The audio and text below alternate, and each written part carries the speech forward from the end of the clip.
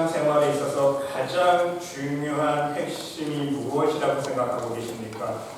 그것은요, 하나님 나라에 들어가기까지 우리의 믿음을 잃지 않는 것입니다. 하나님 앞에 서는 날까지 믿음을 잃지 않고 믿음을 매일매일 유지하는 것. 내가 어제 믿었다고 오늘도 믿음으로 생활할 수 있을까요? 아니에요. 어제 믿음으로 생활했으면 오늘도 믿음으로 생활해야 되고, 오늘 믿음으로 승리했으면 내일도, 내일 모레도, 한 달 후에도, 1년 후에도 하나님 앞에 서는 그날까지 믿음으로 승리할 수 있어야 합니다. 그래서 하나님 나라 들어가기까지 하나님의 사랑을 받아 누리고 예수 그리스도의 긍휼의 은혜를 받아 누릴 수 있어야 합니다. 그런데 여러분, 많은 신앙인들이 처음에는 하나님의 은혜를 입었다가도 또다시 세상의 죄, 사망의 길로 되돌아가는 것을 우리는 볼 수가 있습니다. 이것이 우리의 믿음 생활의 현실이기 때문입니다. 또한 이것이 바로 이스라엘 백성들의 신앙의 역사 아닙니까, 여러분? 이스라엘의 역사를 보세요. 하나님의 은혜와 사랑과 축복을 맛보았습니다. 하나님의 전능하신 능력의 역사를 수없이 체험했습니다. 두 눈으로 목격했어요. 그럼에도 불구하고 받은 은혜와 믿음을 유지하지 못하고 또다시 우상 섬기지 않았습니까? 또다시 죄악의 길에 걸어가지 않았습니까? 또다시 하나님 말씀에 불순종했습니다. 그것이 이스라엘 백성들의 역사예요. 이스라엘 백성들뿐만입니까? 저와 여러분 마찬가지예요. 여러분, 이 문제를 해결할 수 있는 유일한 방법은 무엇입니까? 하나님 앞에서 온전한 회개를 이루어가는 것입니다. 한 번 회개했다고 끝나는 것이 아니에요. 어제 회개했으면 오늘도 회개해야 돼요. 오늘 죄 안 짓습니까? 오늘 회개했으면 내일도 회개해야 돼요.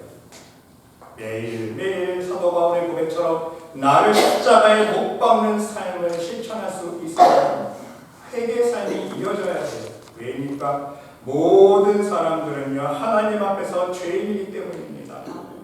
이미 죄를 지을 수밖에 없는 전적으로 타락한 존재 아닙니까? 모든 사람들이 세상의 우상 가운데 살아가기 때문입니다. 모든 사람들이 자신의 욕심과 교만으로만 이 세상을 살아가기 때문입니다. 그러기에 하나님은 과거 이스라엘 백성들을 택하시고 많은 은혜를 베푸셨지만 그 이스라엘 백성들이 불순종했을 때에 그 불순종에 대한 징계를 내리시지 않았습니까? 그 징계를 내리셨다가도 이스라엘 백성들이 다시 회개하고 돌아오면 하나님의 사랑으로 다시 용서해 주시고 다시금 하나님의 구원의 은혜를 베풀어 주셨다는 사실입니다. 오늘날도 마찬가지입니다. 오늘날 모든 영혼들에게도요, 자신의 죄를 회개하고 우리 예수님의 품으로 돌아오는 영혼들에게는요, 다시금 하나님의 영생의 축복을 주시겠다고 새 언약을 허락해 주시지 않았습니까? 새롭게 언약해 주셨습니다. 모든 죄인들아 회개하고 돌아와. 내가 너희의 죄를 위해서 십자가에 못 박힌 내 아들을 바라보는 믿음으로 나를 찾으면 내가 용서해 줄게. 이게 새 언약이에요. 바로 회개만이 하나님의 사랑과 예수님의 긍휼의 은혜를 하나님 나라까지 누릴 수 있는 비결이라는 말씀입니다. 여러분, 오늘은 예수님의 제자 중에 두 사람을 한번 비교해 보고자 합니다. 아주 대조적인 두 사람 인물이 있습니다. 12명의 제자 중에. 그 중에 한 인물은 누구입니까? 가룟 유다예요. 예수님을 팔아먹지 않았습니까? 예수님을 팔아먹는 엄청난 죄를 범했음에도 불구하고 중요한 사실은요, 죄는 깨닫긴 깨달았습니다. 자신의 죄를 인정하긴 인정했어요. 근데 뭐가 문제인지 아세요? 회개하지 않았습니다. 회개라는 것은요, 자기의 죄를 인정하고 깨달았으면 예수님 앞에 다시 나와야 돼요. 다시 십자가에 달리신 예수님을 바라보는 믿음으로 나와야 되는데 그러지 못했다는 사실입니다. 자기 죄만 인정하고 자기 죄만 깨달으니까 어떻게 돼요? 자기의 죄책감 때문에 비극적인 결말을 맞게 되지 않습니까? 그냥 자결해버리는 거예요. 목숨을 끊어버립니다. 하지만 다른 또 한 사람 베드로를 보시기 바랍니다. 똑같은 자신의 죄를 깨달았을 때에 진정한 회개함으로 나가지 않았습니까? 그리고 다시 예수님의 놀라우신 용서의 은혜와 구원의 은혜를 누렸습니다. 이러한 상반된 결과를 가져온 이유가 과연 무엇인지 우리는 오늘 본문 말씀 안에서 깨닫고 우리 또한 진정한 생명의 길을 걷기 위해서 하나님께 온전한 회개함으로 나아갈 수 있어야 한다는 사실 말씀입니다. 여러분, 먼저 가룟 유다는 어떤 사람이었습니까? 가룟 유다는요, 사실상 그 마음이 도적이었습니다. 성경이 그렇게 표현하거든요. 가룟 유다는 도적이라 하죠. 도둑놈 신보예요. 세상적으로 말하면. 왜입니까? 예수님을 처음부터 자신의 이익만을 생각하며 쫓았기 때문입니다. 하나님의 능력을 체험하면서 하나님의 능력을 바라보면서 하나님 나라를 소망한 것이 아니라 저런 하나님의 능력을 행하는 사람을 쫓아다니며 나에게 큰 유익이 있을 거라고 생각했습니다. 최소한 저 사람 쫓아다니면 먹고 살 걱정은 하지 않아도 되겠지. 기도만 하면 기적이 일어나니까, 오병이 역사 일어나니까, 야, 예수님만 쫓아다니면 굶을 일은 없겠구나. 그래서 제자들 중에서 돈주머니를 관리하게 되었습니다. 아마 자신이 자청해서 하지 않았을까요? 그리고 하나님의 사랑과 은혜를 바라보면서 진정 회개함과 하나님 나라를 소망하는 마음으로 예수님을 쫓은 것이 아니라 그 돈주머니만을 바라보면서 한몫 챙길 생각을 했다는 사실입니다. 그리고 결정적인 기회가 왔습니다. 대제사장들과 유대인들에게 찾아가서 기막힌 길을 제안했기 때문입니다. 예수님을 잡는 데 도와주면 얼마를 주겠냐고 제안하지 않았습니까? 은산십을 준다는 제안에 가룟 유다는요, 예수님을 넘겨줄 기회만을 찾았습니다. 바로 유대인들이 예수님을 십자가에 못 박을 계획에 앞장을 섰다는 얘기예요. 여러분 마태복음 26장 말씀 보세요. 그때 12 중에 하나인 가룟 유다라 하는 자가 대제사장들에게 가서 말하되 그랬어요. 여러분, 대제사장들과 유대인들이 찾아와서 지난 거 아닙니다. 누가 갔어요? 찾아갔어요? 가룟 유다가 찾아갔어요. 딜을 합니다. 내가 예수를 너에게 넘겨주리니 얼마를 주려느냐? 찾아가서 지난 거예요. 가룟 유다가. 내가 예수님 잡는데 도와줄게. 얼마 줄래? 뒷거래했다는 얘기예요. 그들이 은30을 달아주거늘 그가 그때부터 예수를 넘겨줄 기회를 찾더라. 언제 넘겨줄까? 결국 은30에 예수님을 넘겨주고 말았습니다. 하지만 여러분, 가룟 유다는요, 마음속에 밀려오는 죄책감을 견딜 수가 없었습니다. 정말 양심 있는 사람이었어요. 유대인들이 예수님을 죽이려고 꾸며서 빌라도에게 넘겼다는 소식을 듣고 자신의 행동을 후회하기 시작했습니다. 그리고 스스로 목숨을 버리는 비극적인 결말을 맞이했습니다. 말씀 보세요. 새벽에 모든 대제사장들과 백성의 장로들이 예수를 죽이려고 함께 의논하고 결박하고 끌고 가서 총독 빌라도에게 넘겨주니라. 그때에 결국은 자기가 팔아넘겨서 그 팔아넘긴 예수님을 제사장들과 그 장로들이 총독 빌라도에게 넘겨졌다는 소식을 듣자마자 예수를 판 유다가 그의 정죄됨을 보고 스스로 뉘우쳐 스스로 양심에 갔습니다. 그 은30을 대제사장들 장로에게 도로 갖다 주며 이르되 내가 무죄한 피를 팔고 죄를 범하였도다 하니 그들이 이르되 그것이 우리에게 무슨 상관이 있느냐? 네가 당하라 하거늘 유다가 은을 성소에 넘겨놓고 물러가서 스스로 목매어 죽은지라. 여러분, 자신이 지은 죄에 대하여 죄책감을 이기지 못하고 자살했다는 사실입니다. 이것은요, 진정한 회개가 아닙니다. 자기의 죄책감에 못 이겨서 자기가 자살한 거예요. 온전한 회개가 아닙니다. 온전한 회개는요, 예수님 앞으로 나아갔어야 했습니다. 예수님을 찾아가서 무릎 꿇고 눈물 흘리며 용서를 빌었어야 돼요. 그게 회개입니다. 죄는 깨달았지만 죄책감에 머물렀다는 사실입니다. 온전한 회개를 하지 못했다는 거예요. 그래서 자결했습니다.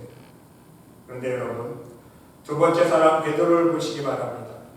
여러분, 베드로는 진정 열심히 있던 사람 아니었습니까? 구약에 예언된 말씀대로 그 메시아를 그리스도를 진정 마음속에 소망하고 있었던 사람입니다. 그래서 예수님께서 부르셨을 때 그 즉시 자신의 고기 잡던 그 그물을 버리고 예수님을 쫓을 수 있었습니다.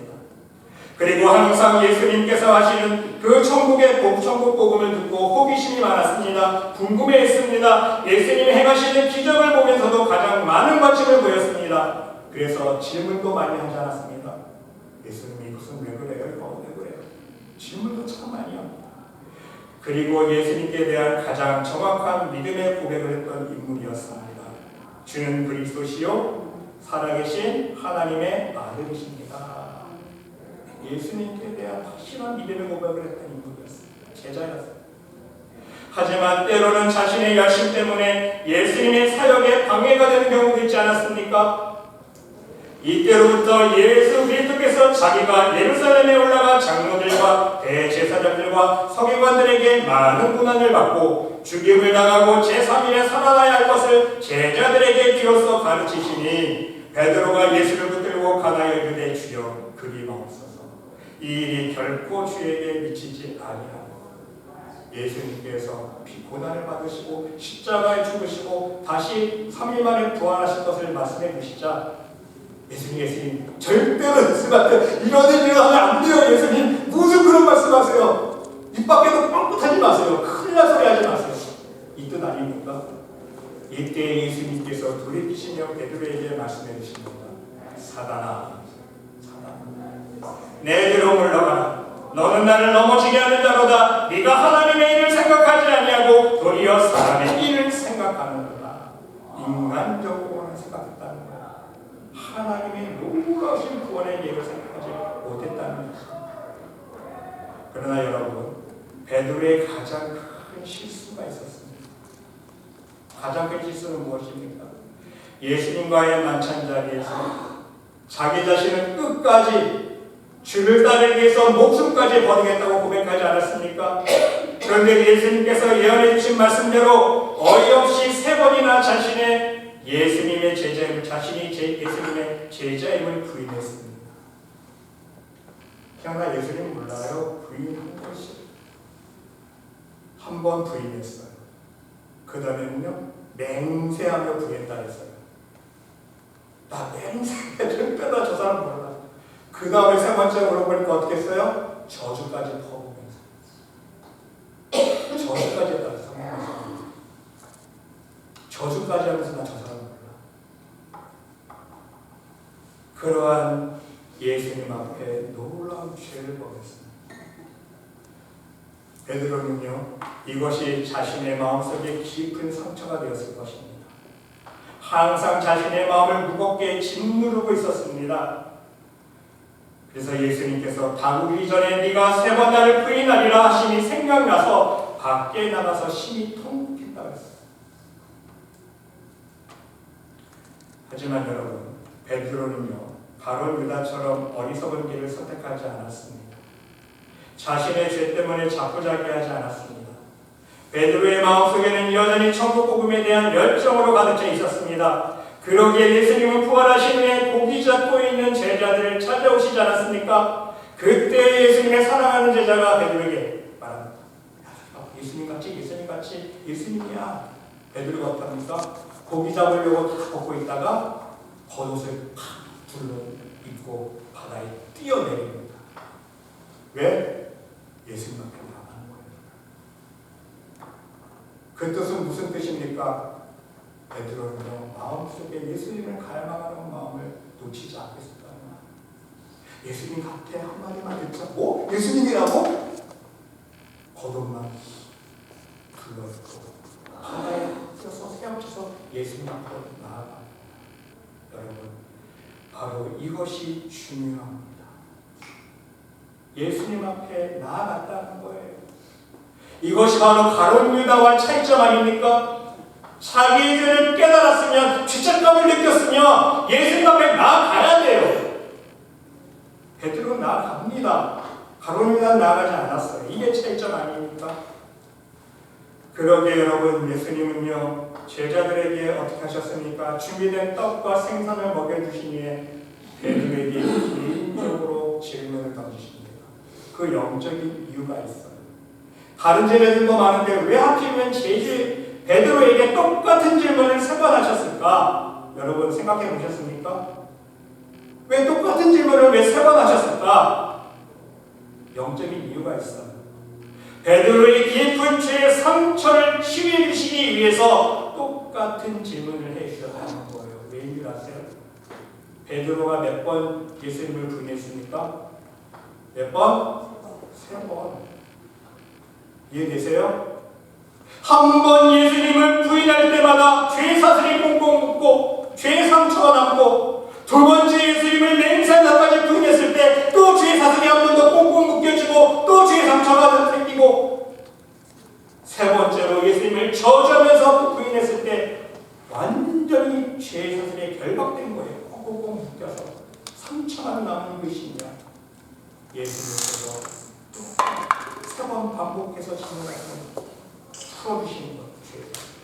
그 죄의 상처를 씻어주시는 거예요. 그 방법이 무엇입니까? 예수님께 대한 사랑을 고백하도록 인도해 주셨다는 사실입니다. 네가 나 세 번 부인했지? 그게 네의 영적인 본 모습이야.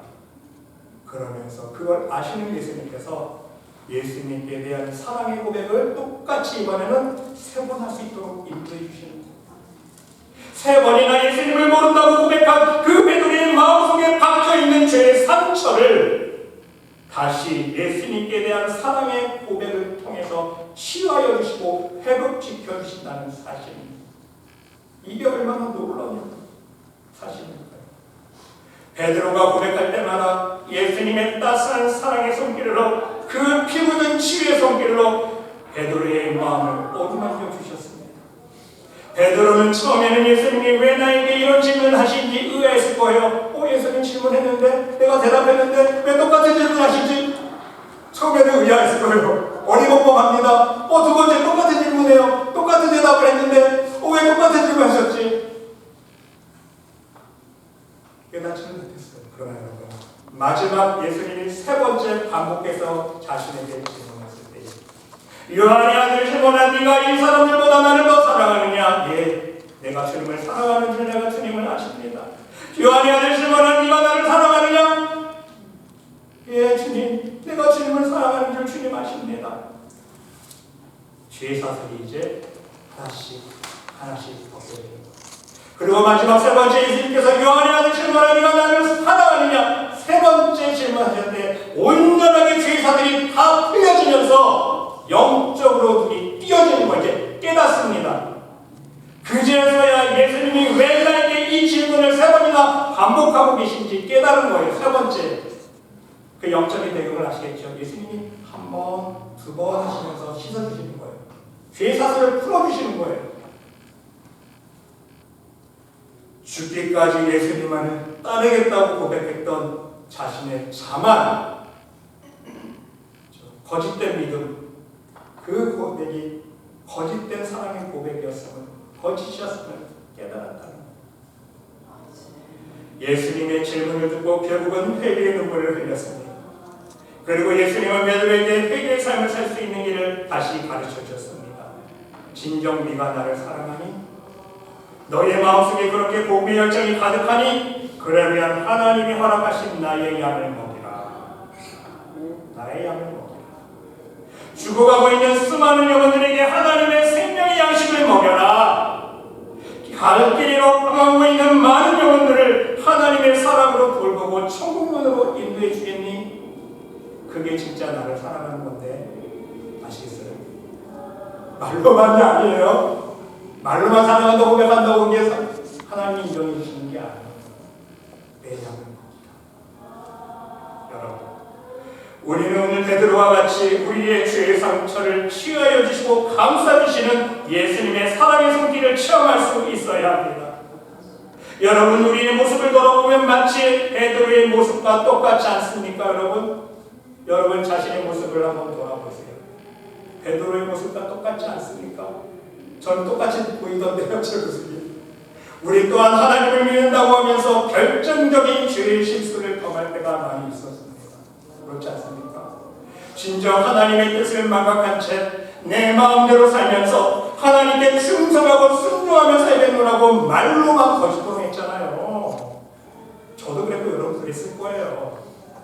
나의 영적인 모습을 바라보지 못하고 내 안에 숨어있는 그 교만, 욕심, 미움, 불평, 원망, 나의 영적인 실체를 모른 채 하나님께 열심 낸다고 마음만 품었던 그 거짓된 열심들, 아무리 열심 내보세요 하나님 받으시나? 이게 안 되겠는데 여기가. 그래서 때로는 하나님의 일에 방해가 되는 삶을 살 때도 있었습니다.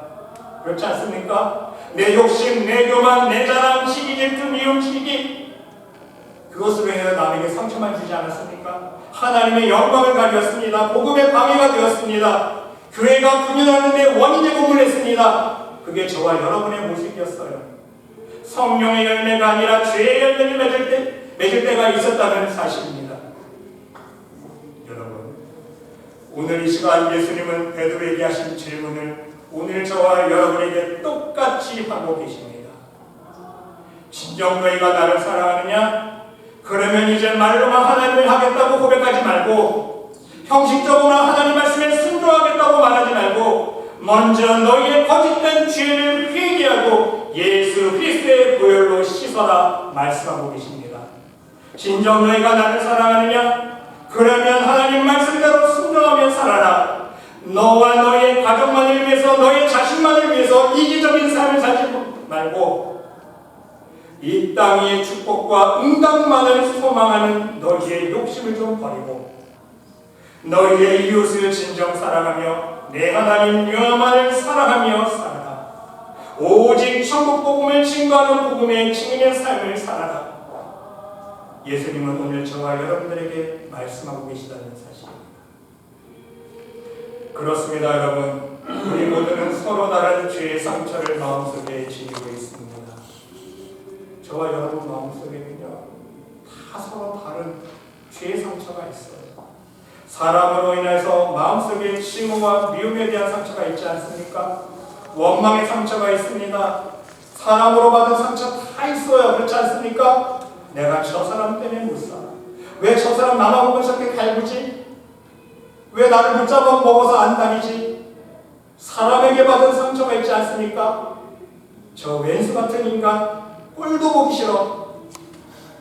다 죄의 상처가 있습니다. 또한 우리의 삶 속에 우상 섬김으로 인한 욕심의 상처가 있습니다. 세상에 좋은 것만 누리길 원하고 쫓아 살아온 열매들, 삶의 열매들, 돈, 아들, 좋은 것, 맛있는 것, 비싼 것, 명품, 이 세상에 좋은 것만 누리고 싶어하는 욕심의 상처가 있다는 사실입니다. 나의 자랑으로 인해 교만의 상처도 있습니다. 내가 누군데, 내가 왕년에 얼마나 잘 나갔는데, 나의 명예와 지식과 재물만을 내세우며 자랑해온 내 교만의 모습들, 하나님 보실 때 그게 다 상처예요. 또한 하나님 말씀에 순종하지 못한 불순종에 대한 죄의 상처가 있었습니다. 말로만, 머리로만 하나님 앞에 고백했지 행동과 믿음의 실천은 없었던 우리의 거짓된 믿음들 다 있습니다. 자신의 죄를 정죄해온 자신에 대한 미움의 상처가 있습니다. 자기 자신에 대한 죄책감에 대한 상처가 있다는 사실이에요. 나는 왜 이럴까?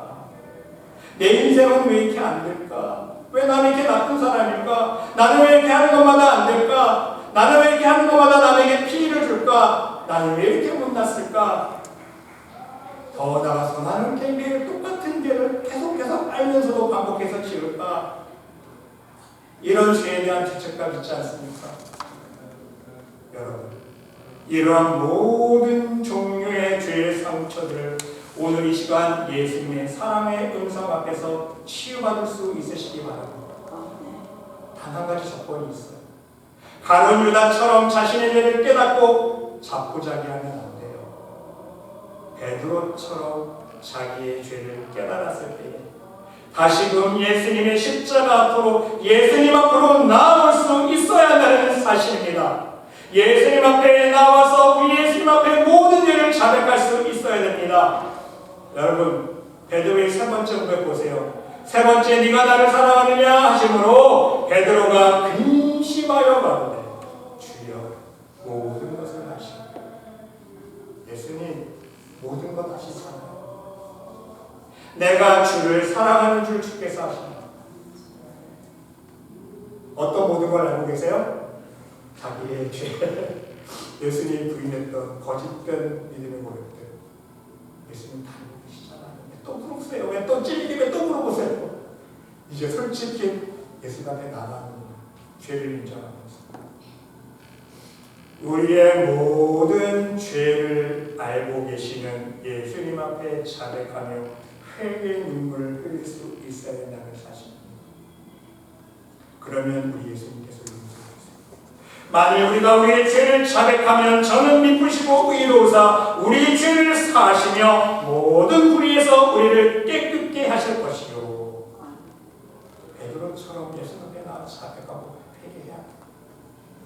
그럼 예수님께서 사랑의 손길로, 치유의 손길로, 능력의 손길로 우리의 죄 상처들을 한번 두고 씻어주시고 회복시켜 주신다는 사실. 여러분, 예수님은 우리의 죄를 자백하며 회개하는 자에게 죄 사함의 은혜를 허락해 주십니다. 죄의 상처를 깨끗하게 씻어 주신다는 말씀입니다. 이 사실을 여러분 마음속에 명심하시면서 오늘 여러분의 마음속에 자리 잡고 있는 모든 죄의 상처들을 예수님 앞에 회개하며 고백할 수 있으시기를 바랍니다. 오늘 예수님께서 여러분 각자에게 누구누구야, 네가 진정 나를 사랑하느냐 묻고 계세요. 여러분 어떻게 대답하실까요? 주님, 내가 주님을 사랑하는 줄 주님께서 아십니다. 나의 모든 죄를 아시는 예수님 다 아시잖아요. 내가 이렇게 더럽고 추하고 악하고 가닥한 사람인 줄 아시잖아요. 예수님, 나의 모든 죄의 상처를 취하여 주시옵소서. 예수님 앞에 솔직히 고백하고 회개할 수 있어요. 주님, 심령 주님을 사랑하는 심령이 될 수 있도록 내 심령을 고쳐주시옵소서. 주님을 사랑합니다. 주님께 사랑의 고백으로 나아갈 수 있으시기 바랍니다. 그리고 예수님의 죄사함의 치유의 손길을 체험할 수 있으시기 바랍니다. 그리고 더 나아가서 이제는 매일매일 하나님 말씀만을 의지하며 그 말씀의 능력을 붙잡고 하나님 기뻐하실 거룩한 생제사의 삶을 살겠노라고, 하나님 말씀에 순종하는 삶을 살겠노라고 다짐할 수 있으시기 바랍니다. 매일매일 여러분이 할 수 있는 순종의 삶을 말로가 아니라 이제 몸으로 실천할 수 있으시기 바랍니다. 예수님 그거 원하시는 거예요. 베드로에게 보세요. 고백만 받으시고 끝이 아니잖아요. 그래? 너 나 얼마나 사랑해? 내 양을 좀 먹일래? 내 양을 좀 치울래? 하나님 말씀에 순종하는 삶을 쓰라는 거 아닙니까, 여러분? 오늘 이 시간 부디 우리의 모든 죄의 상처를 만져주시고 치유해 주시는 우리 주 예수님의 사랑의 손길이 여러분의 영혼 위에, 여러분의 심령 위에 충만히 넘칠 수 있으시기를 간절히 주님의 이름으로 축원합니다. 하나님, 오늘 이 시간 우리 예수님의 치유의 손길, 사랑의 손길이 우리의 모든 죄의 상처를 만져주시기를 간절히 기도드립니다. 오늘 들려주신 우리 주님의 사랑의 음성을 듣고 우리의 모든 죄를 알고 계시는 주님께 자백하며 고백하며 회개할 수 있는 복된 심령 되게 하여 주셔서 예수님의 놀라우신 치유와 사랑의 손길을 체험할 수 있는 우리 모두가 될 수 있도록 축복하여 주시옵소서. 하나님께서 함께 줄 믿사오며 이 모든 말씀 예수 그리스도 이름으로 감사드리며 기도드리옵나이다. 아멘.